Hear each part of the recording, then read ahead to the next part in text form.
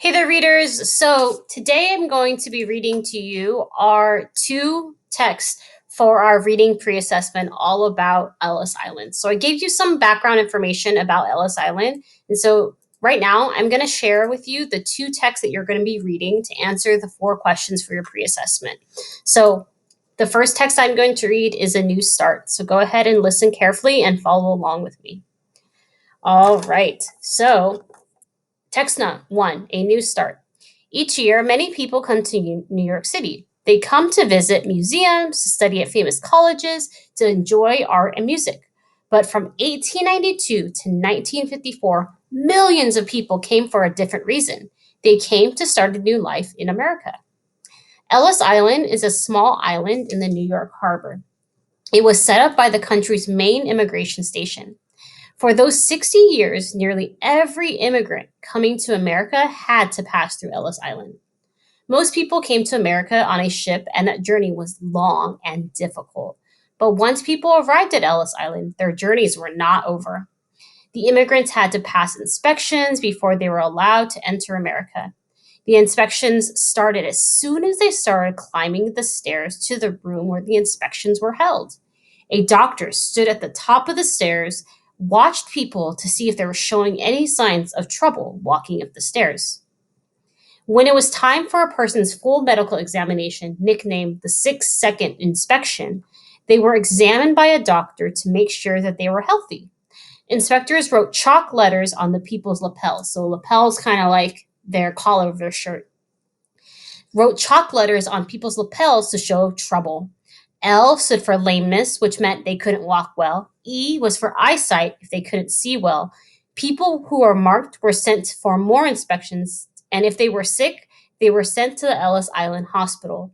They could be kept at the Ellis Island Hospital for weeks or even months. In many cases, people were sent back to their home countries. People had to pass both medical and legal inspections. During the legal inspection, immigration officers asked people questions to make sure they were able to support themselves while living in America. Where were you born? Are you married? What is your occupation? Each immigrant was asked many questions. Many immigrants had to show that they could pass a reading test. Immigrants could also be kept for not passing the legal inspection. They would have to live at Ellis Island for days or longer and wait for their case to be reviewed again. Sometimes one family member didn't pass one of these inspections and had to stay on Ellis Island. The rest of the family would often wait for them at Ellis Island, sometimes for months. So, why do people put up with the struggles in order to live in America? Each immigrant's story is different, but there are a few main reasons that people thought the struggles are worth it.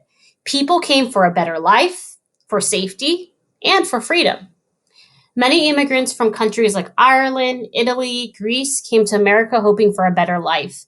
They were tired of barely having enough food to eat or clothes to wear.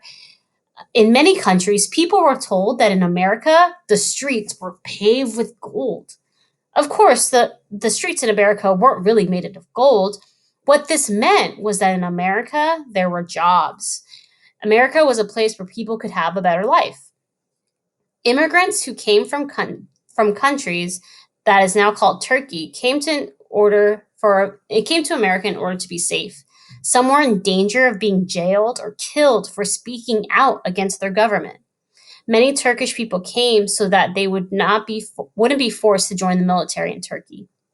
A third group of immigrants came for freedom to practice their own religion. Many of them were Jewish people coming from Russia. At that time, in Russia, there were many laws that made it difficult for Jews. They were not allowed to practice their religion openly or freely. It is estimated that over 3 million Jews came through Ellis Island looking for religious freedom in America. People came to Ellis Island for many reasons. As John F. Kennedy once said, there were probably as many reasons for coming to America as those people who came. Today, Ellis Island is not an immigration station. It is a museum where visitors can read the stories of some of the millions of immigrants who came to Ellis Island hoping for a new start in America. So that was text number one, A New Start. So let's go to text number two. And text number two is a letter. So a letter is something you write to somebody. So it's a letter that was written from an immigrant coming to Ellis Island. So this is what they wrote to their cousin. All right, here's text number 2. May 14th, 1892. Dear Thomas, I have seen a lot of water these few days. I miss everybody. So this writer is writing about what life was like on those ships. The trip was long and boring. One morning, I woke up to the sound of people cheering on the deck, so at the very top of the ship. I ran up to see what was happening. In the distance, I saw a tall figure in the water, and it looked like it was holding something in the air. My father told me about the Statue of Liberty. I watched everyone around me. Some were crying, some were jumping up and down, and some were silent. We finally made it.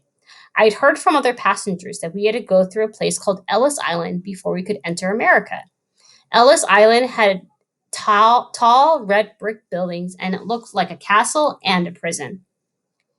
When we got there, there was a lot of confusion. At the end of each aisle, there was a doctor and a guard. They were drawing letters on people's coats with chalk. When it was my family's turn, the doctor asked my parents questions on how they were feeling. They checked our hair, our ears, our eyes. They listened to our hearts and asked us to take deep breaths. They did not draw on our coats like they did many other people. I was worried because I thought this was bad. I was so scared. Then father told me that the letters stood for diseases and that they thought people had. If you had an eye disease, you could be sent home. And if you were sick, they could keep you in the Ellis Island Hospital. After we passed the medical tests, we had to take one more test. My father had to answer questions that the inspectors asked him. They asked him for his name, if he was married, what was his skill, and if he had ever been in prison, what his job would be in America, and how much money he had, and where we were going to live in America. The inspector accepted his answers. We only had enough money for the next part of our journey, to our train tickets to Connecticut. I hope one day you will come to America. Now you know what to expect. I miss you very much. Sincerely, your American cousin, William Patrick O'Connor.